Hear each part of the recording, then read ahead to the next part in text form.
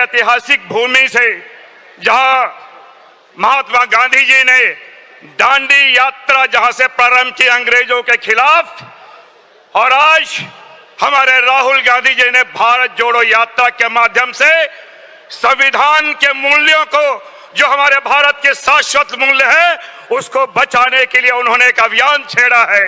और इसलिए क्योंकि जब से भारतीय जनता पार्टी, मोदी जी आरएसएस की सरकार आई है, वो हमारी हर बुनियादी चीजों में वो सांप्रदायिकता घोल रही है।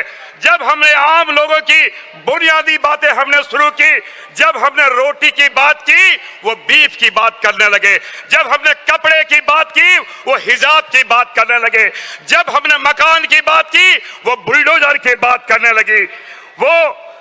वो हमेशा इलेक्शन के समय कहते थे हम राम को लाएंगे। हमें क्या पता था वो नाथूराम को यहाँ पे लाएंगे। साथ ही साथ हम ये जरूर कहना चाहेंगे, हमारे प्रधानमंत्री नरेंद्र मोदी वो सरेंडर मोदी हो गए हैं।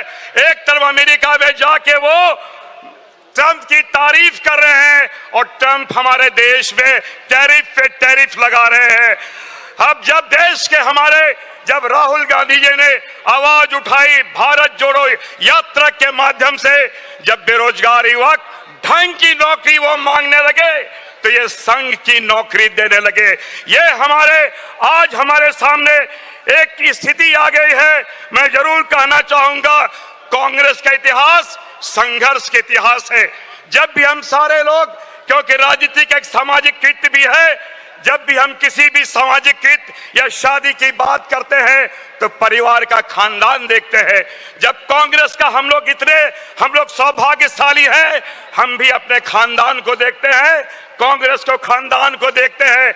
हमारे यहाँ हमारे पंडित जवाहरलाल नेहरू हमारे यहाँ थे, हमारे यहाँ महात्मा गांधी थे, हमारे यहाँ मौलाना आजाद थे, हमारे यहाँ सुभाष चंद्र बोस थे, हमारे यहाँ इंदिरा गांधी जी थी, हमारे यहाँ राजीव गांधी जी थे। ये हमारा खानदान है। उनके खानदान में कौन है? माफी वीर नाथूराम। मैं जरूर यहाँ पे एक बात अंत में कहना चाहूंगा, क्योंकि हमारे जननेता राहुल गांधी जी अपने वक्तव्य यहाँ पे देंगे। इमरान प्रतापगढ़ी जी की बात में कहना चाहूंगा, इन्होंने कहा था आज अपने पैर के कांटे हमें खुद निकालने होंगे, हमें संकल्प लेना होगा, क्योंकि राहुल जी का भारत जोड़ो यात्रा में संकल्प था, समर्पण था, संघर्ष था। मैं अंत में इतना ही कहना चाहूंगा कि आंसुओं को पसीने में बदलो यारो, आंसुओं को पसीने में बदलो यारो, मेहनत से हर तकदीर संवरती है, यह उतना ही सच है यारो जितना सूरज हर रोज निकलता है। बहुत बहुत धन्यवाद, आपने मुझे बोलने का अवसर दिया। बहुत बहुत धन्यवाद। जय हिंद। इस देश के हजारों साल जिन्होंने पीड़ा सहन की, उन दलित आदिवासियों के लिए पूज्य बाबा साहब के संविधान के अंदर एक माँ जैसे अपने बच्चे को संभाल के बड़ा करती है, वैसा ही काम पूज्य बाबा साहब ने कहा। अपने छोटे बच्चे को जैसे माँ आंचल में छुपा के ठंडी गर्मी से उसका रक्षण करती है, इसी तरह पूज्य बाबा साहब ने इस दलित आदिवासियों को एट्रोसिटी एक्ट देकर उनकी सुरक्षा का काम किया। और दूसरा, उनको आगे बढ़ाने के लिए आर्थिक आरक्षण, जो शेड्यूल कास्ट सब प्लान और ट्राइबल सब प्लान एक्ट के तहत उनको आर्थिक संरक्षण भी दिया। लेकिन 30 साल के गुजरात के शासन में मोदी सरकार ने ये एट्रोसिटी एक्ट को ऑलमोस्ट खत्म कर दिया है। आज कोई भी एट्रोसिटी के तहत कोई भी एफआईआर होती है, उसमें किसी की गिरफ्तारी नहीं होती है, सिर्फ और सिर्फ टेबल उनको बेल मिल जाता है। तो दलितों को जो एक सुरक्षा प्रदान थी, आदिवासियों को जो सुरक्षा प्रदान थी, वो सुरक्षा आज ये भारतीय जनता पार्टी की सरकार ने छीन ली है। उसी तरह जो आर्थिक आरक्षण था, जो स्वर्गीय इंदिरा जी ने स्पेशल कंपोनेंट के तहत, शेड्यूल कास्ट सब प्लान एक्ट के तहत जो पैसे आरक्षित करते थे, वो पैसे आज भारतीय जनता पार्टी की सरकार में गुजरात के 4 लाख करोड़ के बजट में दलितों के लिए कोई रकम आरक्षित नहीं करते हैं।